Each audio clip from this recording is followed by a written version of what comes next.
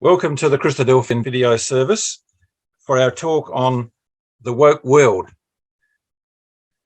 In this particular series, which will be of 3 parts, we're going to cover a number of things in regard to the situation that we're now facing ourselves in a world that has gone very much down the path of woke.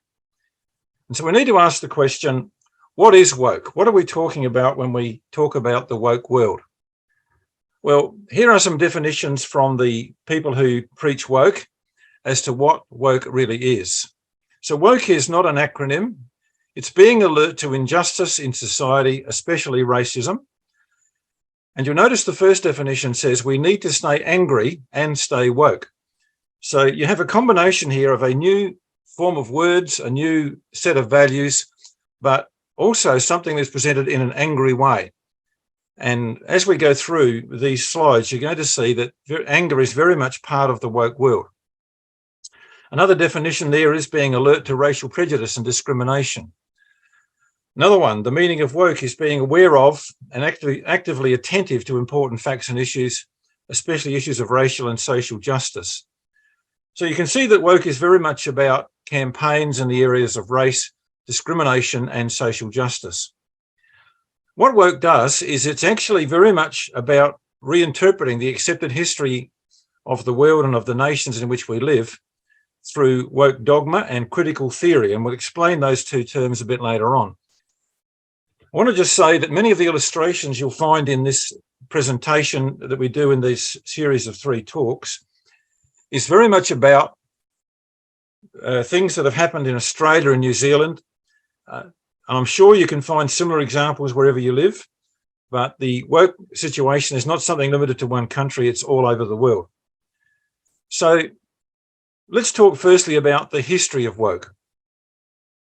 We want to trace the recent history of humanistic thinking, not going right back to the time of the Renaissance when it started, but looking at the most recent history in the last 30 or 40 years, and to see how we've ended up where we are today with the woke world around us. And then in this session, we're going to look at some of the woke principles and the battle tactics that they use in the fight that they think they're having with the world in general. In later sessions, we'll look how society has been changed. We'll look at some emerging issues such as the trans and the language control. And then in our 3rd session, we'll look at how the churches have capitulated and then look at the lessons for any particular individuals and particularly for our own communities.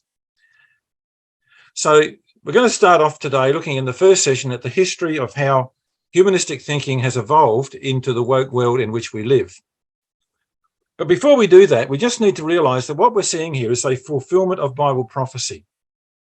These are prophecies, some of them taken from the 2nd of Timothy chapter 3, some taken from the Lord's Olivet prophecy in Luke 21, and the final one taken from Revelation chapter 16. But the theme is the same. In all of these prophecies that are related to the end times, we have a warning that times are going to be very difficult. In 2 Timothy, it says, in the last days, perilous or dangerous times will come. Men shall be lovers of their own selves, despisers of those that are good, evil men and seducers, waxing worse and worse, deceiving and being deceived. Men shall turn away from the truth to fables. The sea and the waves roaring, said the Lord Jesus Christ.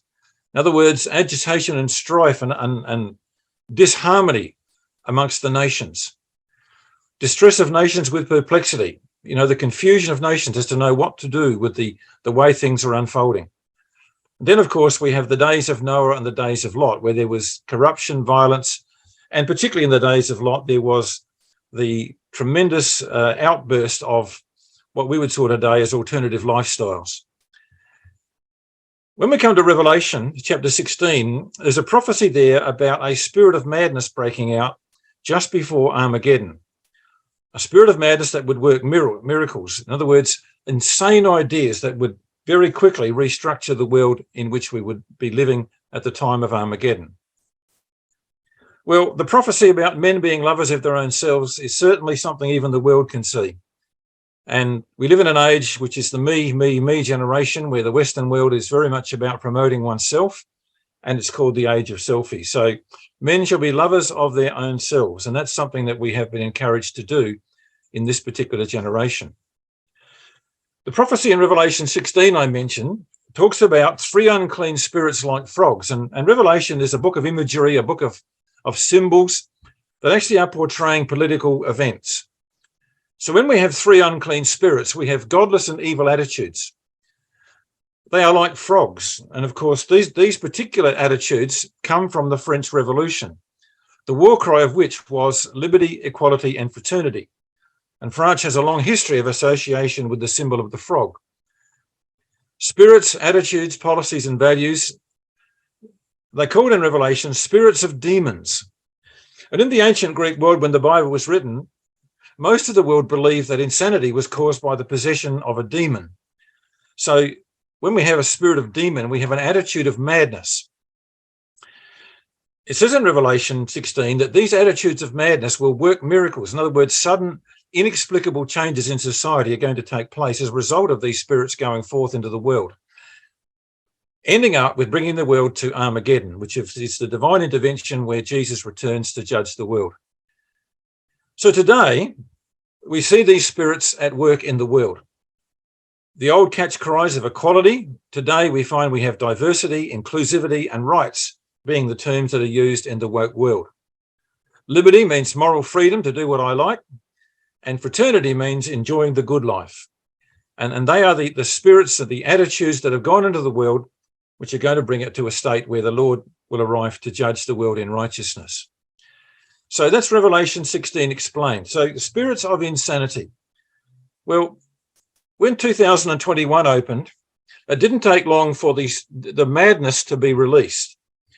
And in the US Congress, a congressman who was actually a reverend of the church closed the session of Congress with a prayer, ending it with the words, "Are men and are women," which of course was a salute to the woke generation, the equality of women. And he did that with a prayer to the God of heaven. Quite amazing. That's the spirit of insanity, to use words which they have invented for themselves. The word "are women" is not a word. And the word "are men" does not mean anything else but "so be it," or "thus shall it be." And even Donald Trump Jr. had more theology than the reverend who gave that prayer. He tweeted this shortly afterwards. Amen means "so be it" in Latin. It isn't a gendered word, but that didn't stop them from being insane. And there's the spirits of insanity that were unleashed on the world a couple of years ago, and it's only getting worse. The Bible advice as to why this is important to us is found in Ephesians chapter 4, verse 17 to 18, and I'm reading here from Weymouth's translation. And the Apostle Paul says, "Therefore I warn you and implore you in the name of the Master, no longer to live as the Gentiles in their perverseness live, with darkened understandings, having by reason of the ignorance which is deep-seated in them and the insensibility of their moral nature, no share in the life which God gives." And there's a pretty stark warning in that particular quotation that if we actually follow the world into a path of godlessness, into a path where they have no moral values anymore, then we are moving ourselves completely away from the ambit of God's salvation and of the life which God can give. So there's the warning. This is why this is a mindset that kills. The perverseness of the woke generation we will demonstrate to you, their darkened understandings, which is the rewriting of history, and the ignorance to the facts which are very much there in front of them. So there is a mindset we have to avoid, and it's very much epitomized by the woke generation. And here's why it matters. You probably know the old parable about the frog, that if you throw him into boiling water, he will instantly jump out. But if you put him in normal water and slowly heat it up, the frog will tend to adjust as he goes along till the point comes where he hasn't got any energy or will to move. And that's what the woke generation can do to us if we're not aware of its dangers. We can be slowly boiled and not actually see coming the damage that will be done to us. And the constant barrage of woke speak, of woke language, and of people going down the path of following woke is like being boiled slowly in that water. So going back to our history, how did human thinking evolve since the French Revolution? You can see there illustrated the Declaration of Human Rights that came out of the French Revolution with its catchphrase of liberty, equality, and fraternity. How has it evolved? Well, let's just go back to 1980 approximately. Humanism had been developing over a couple of centuries. It was actually crystallized in the 1980s into what was called a worldview.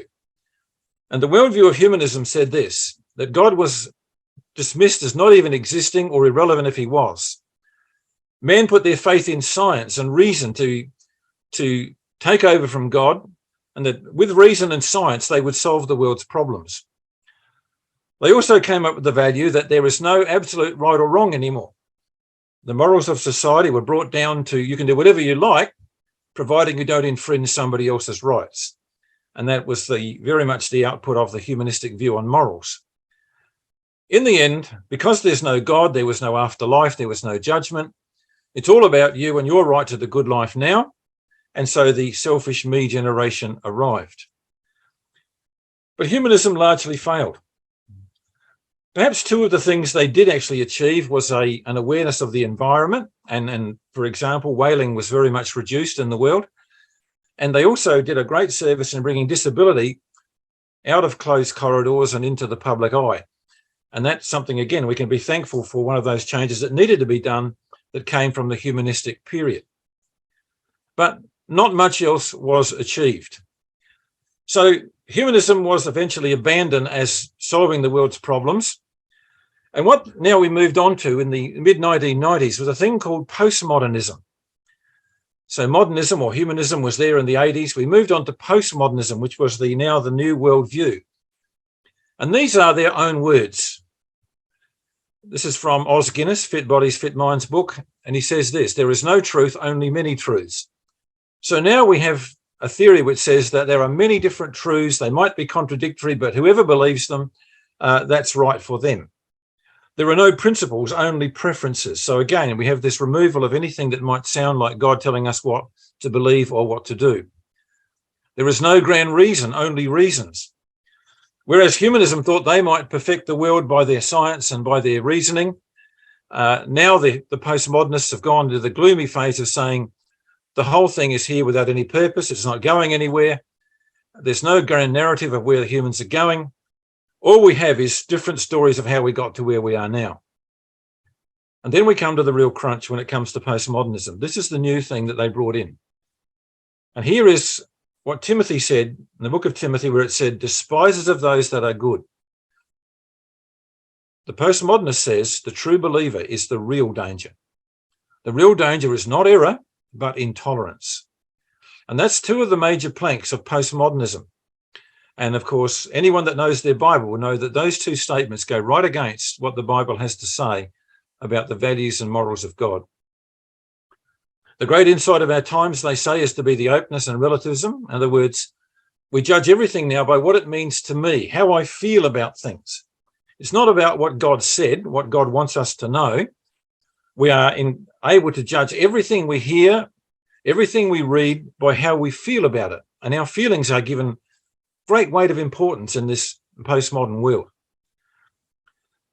Postmodernism, says Os Guinness, is an extreme form of relativism. My perception is all that matters. So again, it's very much about being lovers of our own selves, deciding everything from our own inward conscience and not by any external forces being adjusted in our minds. Again, their own words. This is Kruger on postmodernism. Postmodernity, in contrast to modernism, rejects any notion of objective truth and insists that the only absolute in the universe is that there are no absolutes. Tolerance is the supreme virtue and exclusivity the supreme vice. You see what they're saying there is that anyone who says, well, I've got the answers, I know what the right thing is, that is the worst thing you can do in a postmodern world. He goes on to say that truth is not grounded in reality or in any authoritative text, which of course the first target there is the Bible, but is simply constructed by the mind of the individual or society. And again, our perception, our understanding, what we want it to say is what becomes truth. Now, you might wonder why we're talking about postmodernism. Well, that postmodernism has gone down to about the late 2018-19 period. And then along came woke. And they will agree that woke is what they call applied postmodernism. This is the theories of postmodernism now made very active, very aggressive, and very angry. So remember that woke is applied postmodernism. It's being angry about the things which they believe to be wrong. It's taking up the causes that they would like to see changed. And it's doing it on the basis that whatever the individual thinks or whatever the society thinks trumps all the other values that might have been projected at us. And you're going to see how critical this is. So how does postmodernism get into people's thinking? Well, the media, of course, is the great avenue for most people in the Western world to be advised.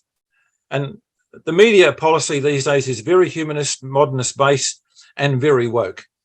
And in Australia, we have the ABC, which is incredibly left-wing, incredibly much into promoting all these ideas to the population. And so the media is very much influencing these things. Social networking platforms are biased and filtered to postmodernism and to feeding our lusts. And there are many examples of this. We're told that some of these platforms have about 10,000 people doing filtering to make sure that when you Google something, you get what they want you to see and not what you really want to see. So these things are all about feeding our lusts. The postmodern agenda underpins most modern movies. You know, there was a time when you could actually watch some movies and say, well, that was quite a good story. There was quite a good moral to it. Now you'll find in almost every modern movie, there is a woke agenda, whether it be sexual freedom of some sort, whether it be the new families that they are promoting, whether it be trans, they're all somewhere built into those movies and novels that are now being produced. And again, it's that subtle influence of slowly boiling the frog. The education system at all levels, right now down to the youngest preschool years, childcare even, are all now being infiltrated with books and with stories and with things that actually preach the woke agenda. The academic attitude, the universities have always been the hotbed of rebellious thought against God's morals. And of course, these days they have an open slather that most people who had any values or Christian virtues have been eliminated from the university climate. And you cannot even hold your job if you believe in a creator or you actually preach Christian values. So there's an academic attitude against God that's out there, which is very much in line with woke. Filtered Facebook and Twitter opinions spread very fast. These days, you don't have to wait for a book to be published. Somebody makes a statement, it's around the world and picked up by millions in a very short time. For those who are Christians, there's something to be very wary of. There's a new wave of progressive evangelicals led up by a man called John Walton. And he's been writing a lot of books and doing a lot of talks, which people are viewing. And he's doing a great job at undermining the belief in the inspiration of the Bible. Free speech is now deemed to be hate speech. Once we said we would defend, we might not agree with someone's views, but we would defend to the death their right to say it. Well, that's well and truly gone. Under woke, they will not listen, they will not allow you to speak, and they will cancel you. So anything that they don't agree with is deemed to be hate speech and offensive. And of course, gay rights and transgender legislation is something our government seem to love to focus on because it's popular with the people. And that is something which is, again, slowly boiling the frog.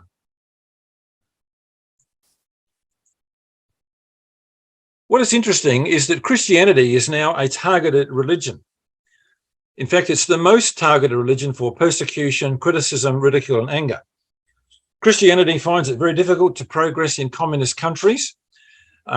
In many places it's banned, other places it's persecuted, but it's one of the most persecuted religions around. What is surprising about the woke agenda, they very rarely will go out and criticize Islam, Hinduism, or Judaism, particularly Islam, because they know that sometimes Islam will retaliate. You see the bottom line here. You might remember the Charlie Hebdo situation in France where a cartoon was published in a magazine which seemed to mock one of their Islamic figures. And so there was a massacre took place in the office of that publishing company. So people are very unwilling to criticize Islam particularly, but they love to criticize Christians because in general, Christians are a soft target and don't retaliate. In many countries like China, Afghanistan, Pakistan, Iran, Christians are persecuted, driven out, or eradicated. In the Western world, well, it's interesting, Christians are now being openly targeted and cancelled, and I'll show you some examples of that as we go through. The media is a great influence. This is a cartoon put out by a world that can actually laugh at itself sometimes. It says on the soapbox, it's not a platform for conservative opinions. Extra, read part about it. And of course, you can see that all the events that might contradict the woke times have been eliminated. And that's exactly how woke operates. If you don't agree with them, then they will make sure you get no space. This is rather a cluttered slide, but I just want you to look at the background first. Humpty Dumpty, could not be reconstructed. And one of the woke's methods that they talk about is deconstructionalism, and defined as the endless dismantling or disruption of the old order, of the old values, and of history itself. So what the woke generation tend to do is to reinterpret the Bible, to reinterpret the standard history we have, to reinterpret information, and even ignore facts to suit my worldview. So we rewrite history books. We ignore the Bible, or we misinterpret it. We actually ignore plain facts and suggest that things that are actually black are white. And it's quite amazing when you see this in operation, and I'll show you some examples of this. So one result of this madness is that you're now totally unable to define what a woman is. Just ask the leader of Scotland, who resigned recently. She was in a situation where she had male convicts who wanted to be put into the women's prison, and she said, well, we can't accept that. And a reporter asked her in the interview, what is a woman? And she actually dared to answer that. And of course, she's no longer in the job, and she has been ridiculed around the world because she sought to answer the question, what is a woman? And I can say to you, you will hardly find any politician that would even dare to try and answer that question. How ridiculous is that when it's ignoring the obvious facts? Here's an example, just one of millions we could quote you about history being rewritten. A new book was put out in America recently, which reinterpreted history. So what they're doing is they're actually going back and they're rewriting the old historical records to show that the world was mad in the past, that religious authority powers, colonial powers, the aristocracy, the class wars, they were responsible for the wars and the horrors and the genocide and the persecutions and all the terrible things that happened down through history. And so history books have to be rewritten to put a different slant on them. So this major textbook in America came out with all these references to a women's conference in the 1840s that no one had ever heard of before. And it was all the way scattered through this book that came back to this women's conference being a significant historical event. But no one had ever heard of it. But in the process, the Wright brothers were left out. They only invented aviation. This is the war on Western history. And you notice the word anger is going to come up a lot. Anger is now generated against all colonial powers. So all the empires of the old world are now in disgrace because of the way they had colonies in different countries, especially Britain. All slave traders and their descendants are actually also the target of woke.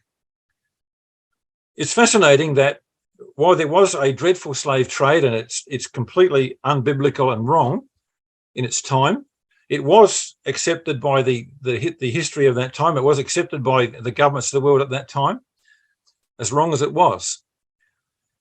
But what nobody really tells you is that the people who rounded up the Africans in particular, going into their villages, chaining them up, driving them to the coast, putting them on ships, were Africans and Arabs.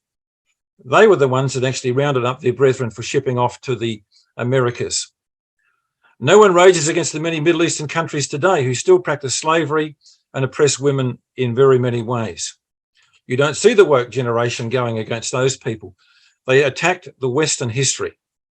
The West is blamed also for making Islam so extreme. If we hadn't had the Crusades 1,000 years ago, when perhaps they would be more nice to us. So history is being rewritten to always bring the West down.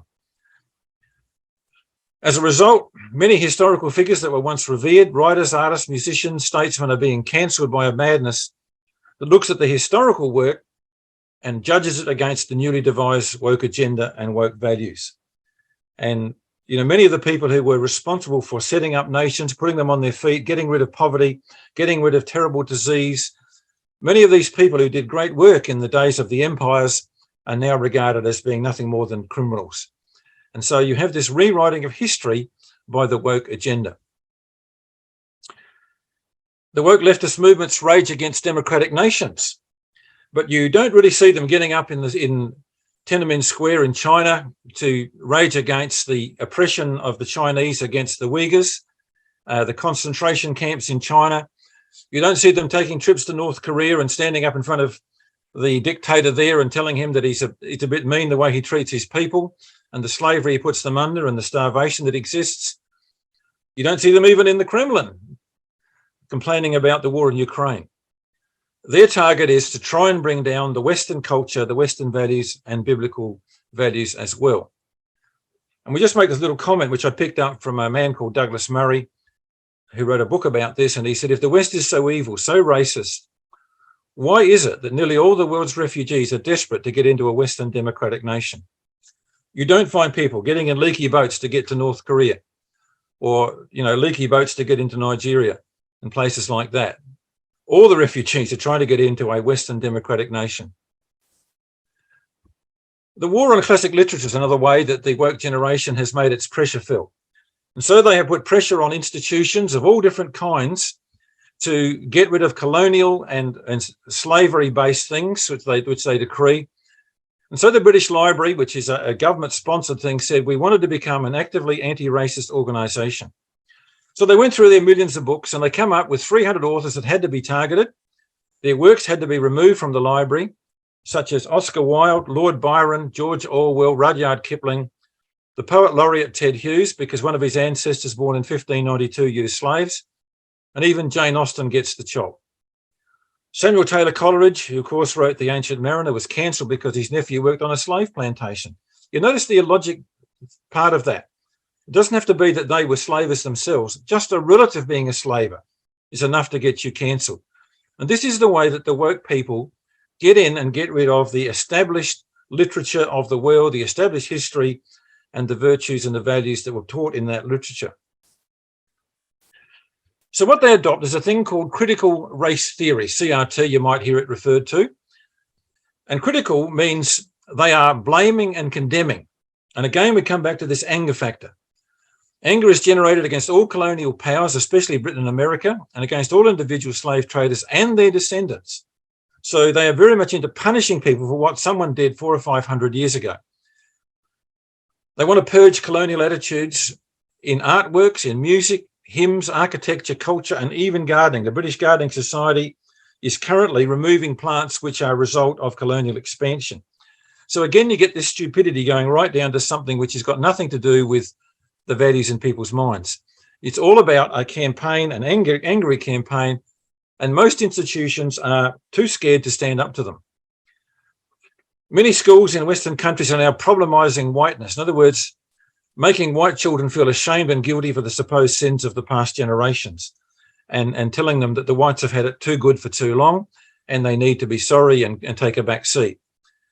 Sorry apologies are made by politicians everywhere now and usually followed by some racial compensation claim. And look, there have been some great abuses in the past that need to be redressed. We're not saying there haven't been. What we're saying is this has become the fashion that everyone now has to apologise for the sins of the past. Douglas Murray also said this: if the history of humankind is one of slavery, conquest, prejudice, genocide and exploitation, why are only the Western nations taking the blame? And that's a very good question. Again, because in the Western nations, you actually can say these things and not be challenged or brought to account.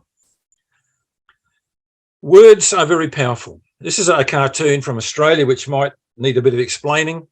The great saying in Australia is that something has to be a fair go. In other words, things have to be just and equal for everybody. And here's a guy saying a fair go. But of course, the word fair has changed its meaning. Fair is now tied to white colonialism. And so it's called Aussie devalues, and it's not woke to talk about the word fair anymore. And you're going to see how words do change their meaning in the woke newspeak. Statues are being trashed around the world, so they actually find all the statues of the slavers, the colonists, the people who opened up places like Rhodesia and the West Indies and brought work and prosperity to those places, who helped conquer disease in those places. These statues of the men who did those things are now being pulled down. Universities are renaming their buildings, hospitals are being renamed, and all the people who use their wealth to build institutions for the public good are now in public disgrace. In America, in the southern states, because the southern states supported slavery, the statues of USA war heroes from the South are all being removed one by one all over the south of America. This cartoon is an irony. You know, the whole campaign of removing statues and throwing them into rivers, it's been going on now for a few years. And this little cartoon came out, and I thought it was quite funny because the statue here is dedicated to the cancel culture purge of 2020. And what they are doing is predicting that the way the world goes, that one day their statue is going to be pulled down as well, and they will likewise be history. So a little ironical cartoon I thought was quite amusing for you to see. The terrible thing about the woke world and the pressure that's put on people is that people are all too frightened to speak out and to say, that doesn't make sense. That doesn't add up. That's not what God said. That's not what the Bible says. That's not what society used to believe. That's not even the facts. And everyone is so afraid of the pressure of the woke world that they pass in their spines and they go along and just make an apology. And again, that's a very telling little cartoon about the lack of resistance to this woke generation. So the postmodern agenda that they have, well, Facebook and Google are biased and filtered and prioritized. What they do is when you make a search now on Google and other places, you get what they want you to see. And we give you this example. Go on Google Images and ask for white heterosexual couples and see what you get. You will not get all white heterosexual couples. You'll get very few of them. And that's how they filter what people are reading.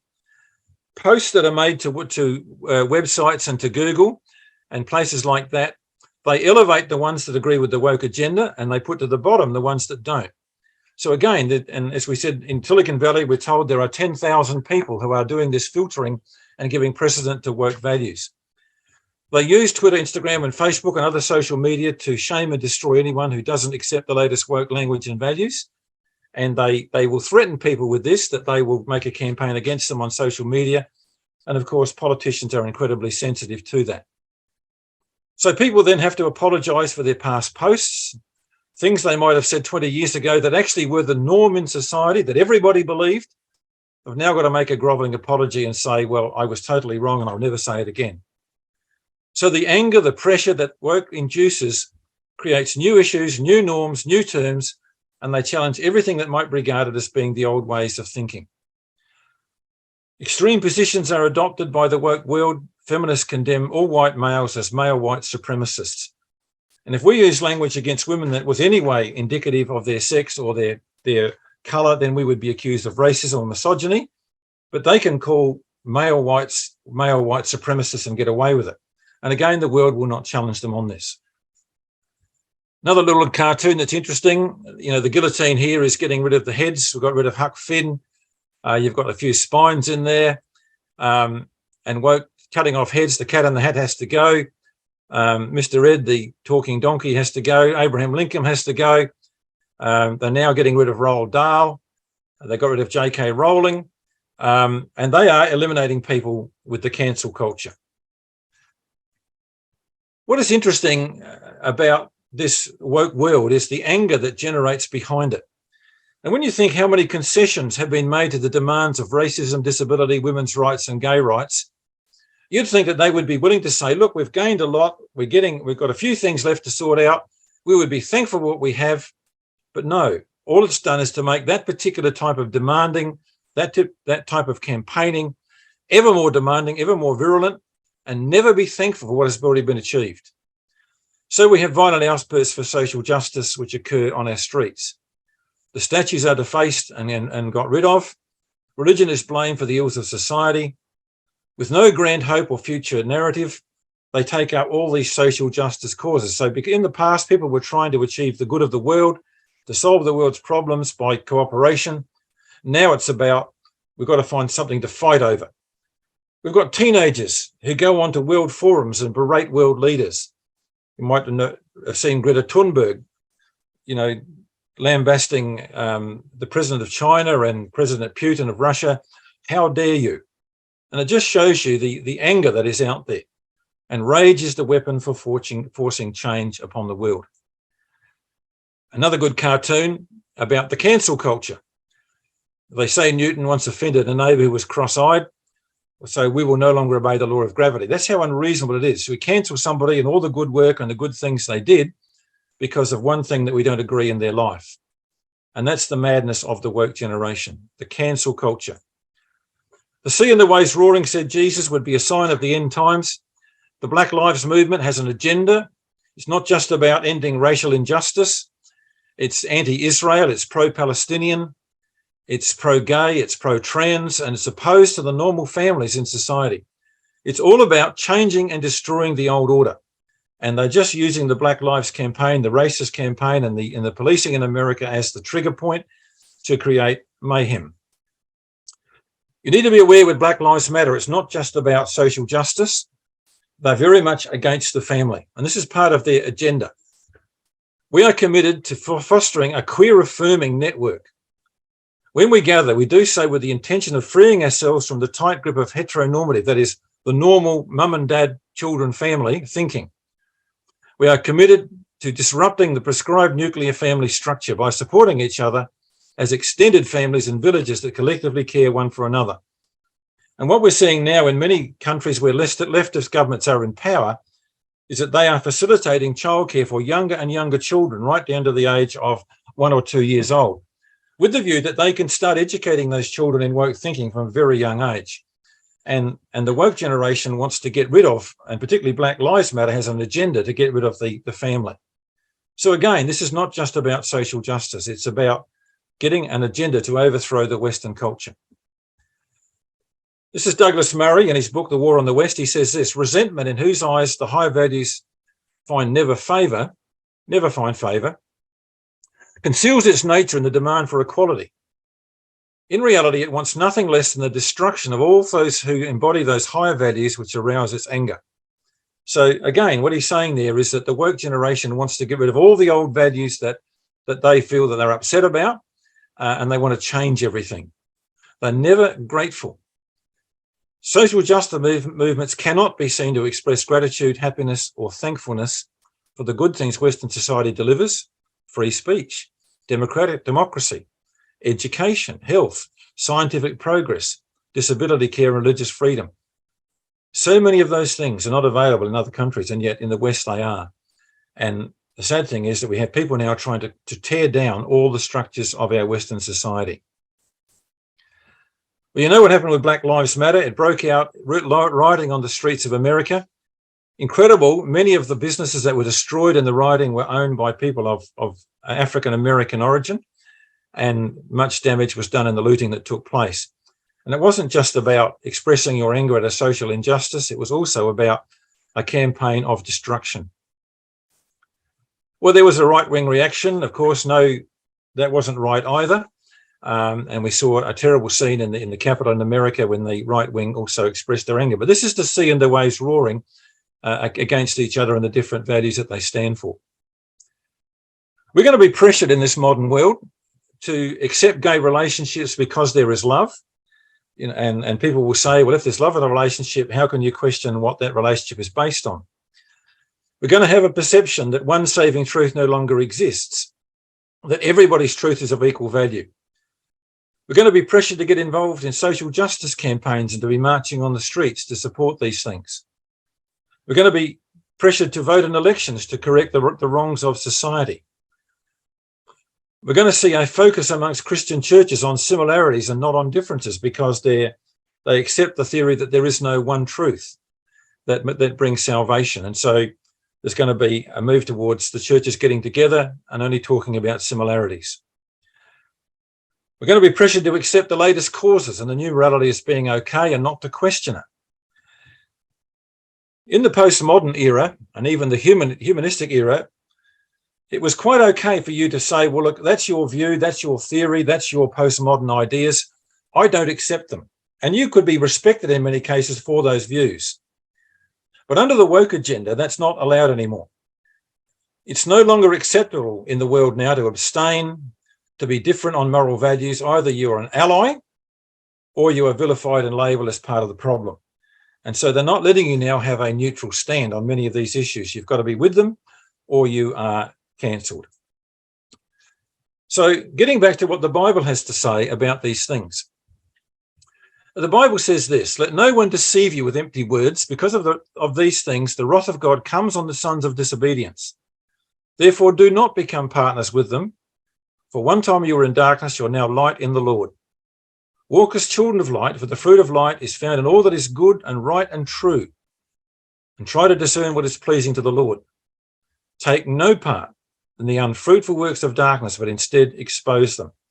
And in this series, we are hoping to expose to you, just very briefly, some of the things which we're facing in the woke world in which we live.